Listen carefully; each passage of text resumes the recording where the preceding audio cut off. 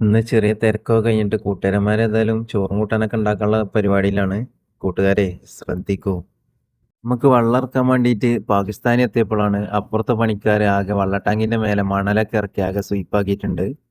ഇന്ന് ചോർക്ക് കൂട്ടാന് സ്പെഷ്യലായിട്ട് വൈതനങ്ങ പൊരിച്ചതൊക്കെ ഉണ്ട്. നിസ്കാരമൊക്കെ കഴിഞ്ഞ് വന്നിട്ട് വൈകുന്നേരമാണ് പിന്നെ ചെറിയൊരു ഒഴിവ് കിട്ടിയത്. അപ്പൊ ഞാൻ അയൽവാസിയിൽ എന്തൊക്കെ പണി നടക്കണമെന്ന് പോയി നോക്കി. അപ്പൊ അവിടെ അടുപ്പ് കൂട്ടാനുള്ള പരിപാടിയിലാണ് ഇവല്. നേരെ ഇരുട്ടായിട്ടും പണിക്കാരൊന്നും പോയിട്ടൊന്നുമില്ല. കാര്യമായിട്ടുള്ള പണിയിൽ തന്നെയാണ്. ഏതായാലും എത്രയും പെട്ടെന്ന് പണിയൊക്കെ കഴിഞ്ഞിട്ട് കട തുറക്കട്ടോല്. അപ്പൊ നമ്മക്കൊരാൾക്കാരായല്ലോ. ഇന്ന് മഗ്‌രിബിന് ശേഷം ഏതായാലും അത്യാവശ്യം കസ്റ്റമറൊക്കെ ഉണ്ട്. അതിനുശേഷം നമ്മളെ സദീഖിന്റെ സാൻഡ്വിച്ച് ഉണ്ടാക്കാനുള്ള പരിപാടിയിലാണ്. ഞങ്ങൾക്ക് വേണ്ട ഒരുവിധം സാധനങ്ങളൊക്കെ ഞങ്ങളിവിടെ വെച്ചുണ്ടാക്കൽ തന്നെയാണ് പരിപാടി. അങ്ങനെ ഓരോരുത്തരും ഓരോ കാര്യത്തിൽ എക്സ്പെർട്ട് ആയതുകൊണ്ട് ഓരോ കാര്യങ്ങളും അങ്ങനെ നടന്നു പോകും. പിന്നെ ഇവിടെ അടുത്തൊന്നും മലയാളി ബൂഫി അങ്ങനൊന്നും ഇല്ലേനും.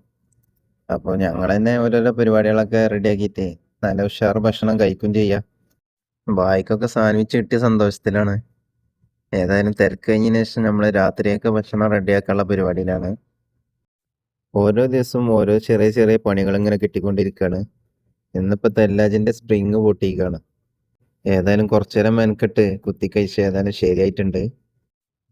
ഇവിടെ ഇനി എന്ത് പ്രശ്നം ഉണ്ടായാലും അത് ഞങ്ങൾ ഒറ്റക്കെട്ടായിട്ട് നേരിടും. അതിൽ പെട്ടൊരു പ്രശ്നം തന്നെയാണ് ഇതും. അപ്പോൾ ഇന്നത്തെ വിശേഷം ഇതൊക്കെയാണ്. Okay, bye bye.